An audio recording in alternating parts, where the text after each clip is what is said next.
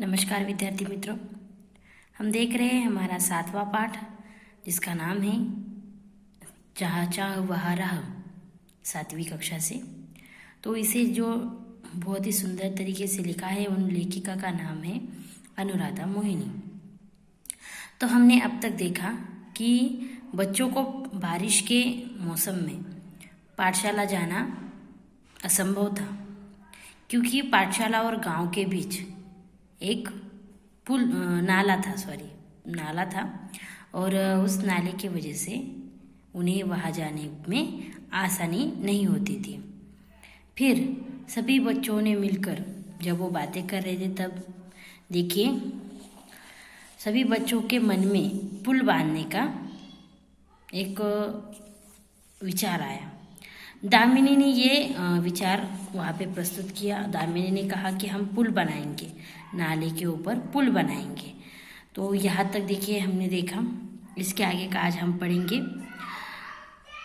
पुल बनाने का विचार जंगल की आग की तरह एसंबा गांव में फैल गया।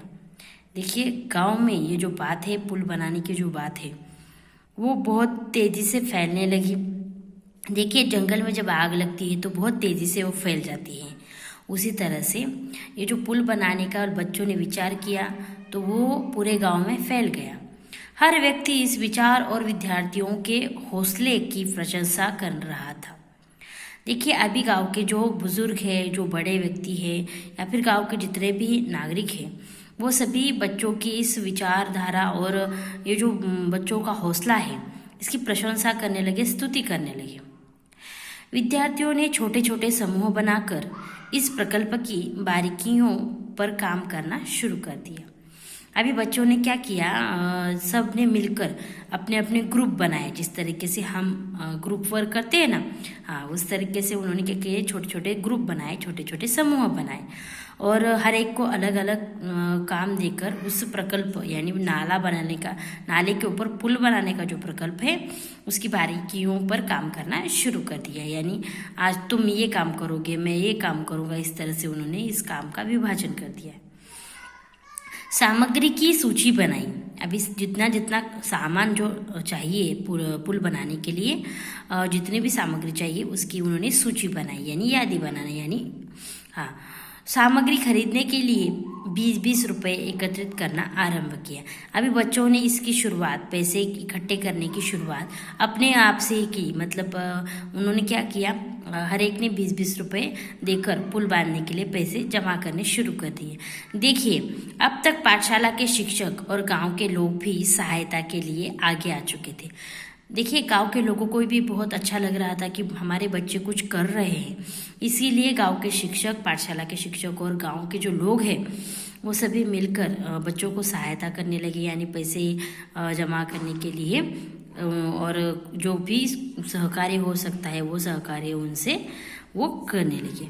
देखते देखते ही सामग्री के लिए आवश्यक राशि जमा हो चुकी थी। अभी सबने 20-20 इस तरीके से जिसके मन में जितने पैसे आए वो उन्होंने दे दिए और इससे क्या हो गया, एक जमा राशि हो गई जिसमें वो सामग्री आसानी से आ सकती है, जिससे वो पुल बना सके। बुजुर्गों का अनुभव, युवकों की शक्ति, विद्यार्थियों का उत्साह, सब साथ मिलकर काम कर रहे थे। देखिए गांव में बुजुर्ग होते हैं, युवक होते हैं और बालक भी होते हैं। तो यहाँ पे बुजुर्ग जो होते हैं उनका बहुत पुराना अनुभव होता है, उन्होंने पूरी दुनिया देखी होती है, उन्हें मतलब समझ में आता है कि क्या करना चाहिए। और युवक जो होते हैं वो क्या होते हैं, शक्ति प्रदान होते हैं, उनमें बहुत शक्ति होती है कि जो हर एक काम को वो कर सकते हैं। तो इस तरीके से, और बच्चे जो है उनमें उत्साह होता है, कुछ भी नया करने की बच्चों में चाह होती है। तो देखिए ये सब मिलकर काम कर रहे थे। संगठित प्रयासों से काम आकार लेने लगा था। अभी एक साथ सब मिलकर जो प्रयत्न कर रहे थे पुल बनाने का, ये एक और अच्छे तरह से आकार दे रहा था। यानी उनका जो सपना था वो साकार होने में थोड़ी ही दिन बची थी। सीमेंट के पाइप खरीदे गए। अभी जो पुल बनाने के लिए सामग्री लगती है उसमें सबसे पहले इन्होंने सीमेंट के पाइप जो बड़े बड़े होते हैं ना, जिससे पानी आर पार जा सकता है, ऐसे पाइप खरीदे गए।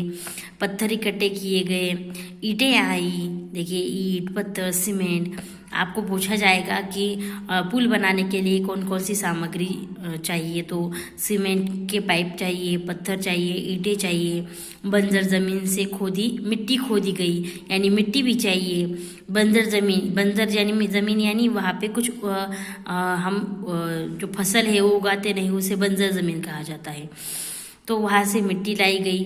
गांव के छगन बाबा नामक एक बुजुर्ग ने प्रचुर मात्रा में रेत उपलब्ध करा दी।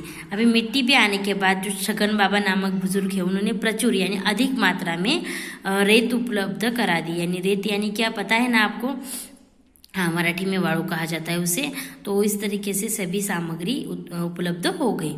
पुल बनाने के लिए पूरे गांव के हाथ एक साथ मिट्टी का भराव करने लगे।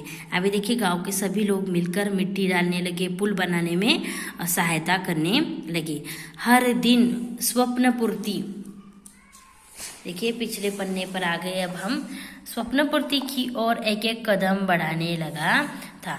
अभी देखिए हर एक दिन उनके लिए बहुत ही फायदेमंद और या फिर उनका हौसला बढ़ाने के लिए देखिए हमें भी किस तरीके से होता है कि अगर कुछ करना होगा या फिर हमारे जीवन में कुछ बदलाव होने वाला होता है, तो हमें उन दिनों का, अभी सपोज आपका बर्थडे है, जब बर्थडे आता है तब आप सब लोग कितने उत्साह होते हैं, मेरे बर्थडे के लिए 2 दिन ही बचे हैं, 3 दिन ही बचे, इस तरीके से बच्चों के मन में उत्साह होता है। उसी तरीके से देखिए पुल बनाने का कार्य जल्द से जल्द खत्म हो, इसके लिए सब लोगों के मन में उत्साह था और सब लोग उत्साह के साथ इस कार्य को पूरा कर रहे थे। अंततः आनंद की वह सुबह भी आ गई। अभी देखिए आखिरकार जो इनकी खुशी के दिन था वो निकल आया, यानी उनके पुल का जो पूरा काम था वो पूरा हो चुका। वर्षों की कठिनाई दूर हुई, यानी इतने दिन तक लोगों को जो परिश्रम करना पड़ा, पुल पार करने के लिए जो मेहनत करनी पड़ी वो दूर हो गई। केवल 15 दिनों में ग्रामीणों और विद्यार्थियों के सामूहिक